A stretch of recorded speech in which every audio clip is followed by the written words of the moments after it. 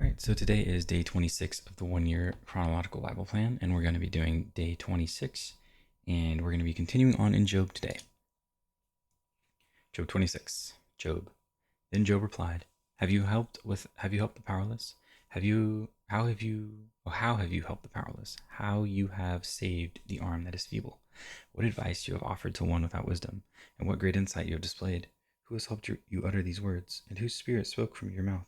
The dead are in deep anguish, those beneath the waters and all that live in them. The realm of the dead is naked before God. Destruction lies uncovered. He spreads out the northern skies over empty space. He suspends the earth over nothing. He wraps up the waters in his clouds, yet the clouds do not burst under their weight. He covers the face of the full moon, spreading his clouds over it. He marks out the horizon on the face of the waters for a boundary between light and darkness. The pillars of the heavens quake, aghast at his rebuke. By his power he churned up the sea. By his wisdom he cut Rahab to pieces. By his breath the skies became fair. His hand pierced the gliding serpent. And these are but the outer fringe of his works. How faint the whisper we hear of him. Who then can understand the thunder of his power? Job 27. Job's final word to his friends. And Job continued his discourse. As surely as God lives, who has denied me justice? The Almighty, who has made my life bitter? As long as I have life within me, the breath of God in my nostrils, my lips will not say anything wicked, and my tongue will not utter lies. I will never admit you are in the right. Till I die, I will not deny my integrity. I will maintain my innocence and never let go of it. My conscience will not reproach me as long as I live. May my enemy be like the wicked, my adversary like the unjust. For what hope have the godless when they are cut off, when God takes away their life? Does God listen to their cry when distress comes upon them? Will they find delight in the Almighty? Will they call on God at all times? I will teach you about the power of God. The ways of the Almighty I will not conceal. You have all seen this yourselves. Why then this meaningless talk? Here's the fate God allots to the wicked, the heritage of a ruthless man receives from the Almighty. However many his children, their fate is the sword. His offspring will never have enough to eat. The plague will bury those who survive him, and their widows will not weep for them. Though he heaps up silver like dust, and clothes like piles of clay, what he lays up the righteous will wear, and the innocent will divide his silver. The house he builds is like a moth's cocoon, like a hut made by a watchman. He lies down wealthy, but will do so no more. When he opens his eyes, all is gone. Terrors overtake him like a flood. A tempest snatches him away in the night. The east wind carries him off, and he is gone. It sweeps him out of his place. It hurls itself against him without mercy, and he flees headlong from its power. It claps its hands in derision and hisses him out of his place. Job 28. Interlude, where wisdom is found. There is a mine for silver, and a place where gold is refined.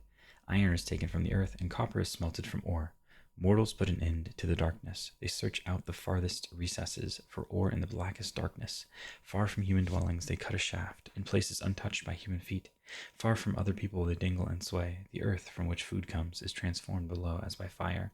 Lapis lazuli comes from its rocks, and its dust contains nuggets of gold. No bird of prey knows that hidden path. No falcon's eye has seen it. Proud beasts do not set foot on it, and no lion prowls there. People assault the flinty rock with their hands and lay bare the roots of the mountains. They tunnel through the rock. Their eyes see all its treasure. They search the sources of the rivers and bring hidden things to light. But where can wisdom be found? Where does understanding dwell? No mortal comprehends its worth. It cannot be found in the land of the living. The deep says, "It is not in me." The sea says, "It is not in me. It is not with me."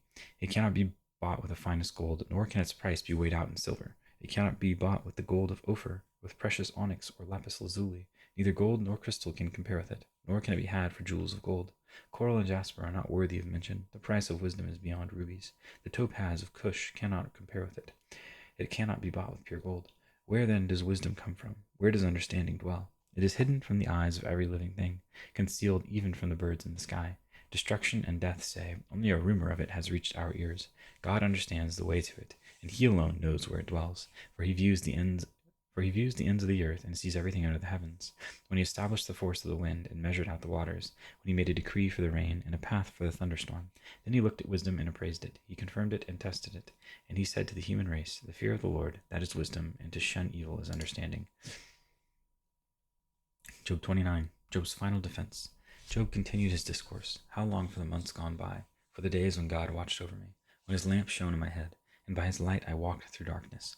Oh, for the days when I was in my prime, when God's intimate friendship blessed my house, when the Almighty was still with me, and my children were around me, when my path was drenched with cream, and the rock poured out from me streams of oil, when I went to the gate of the city and took my seat in the public square. The young men saw me and stepped aside, and the old men rose to their feet. The chief men refrained from speaking, and covered their mouths with their hands. The voices of the nobles were hushed, and their tongues stuck to the roof of their mouths. Whoever heard me spoke well of me, and those who saw me commended me, because I rescued the poor who cried for help, and the fatherless who had none to assist them. The one who was dying blessed me. I made the widow's heart sing. I put on righteousness as my clothing.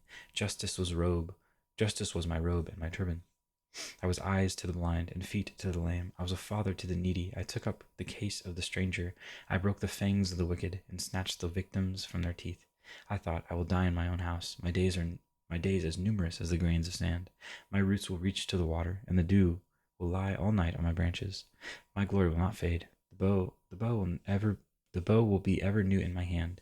People listened to me expectantly, waiting in silence for my counsel. After I had spoken, they spoke no more. My words fell gently on their ears. They waited for me as for showers, and drank in my words as the spring rain. When I smiled at them, they scarcely believed it.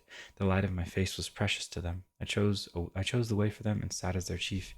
I dwelt as a king among his troops. I was like one who comforts mourners. And that is day 26.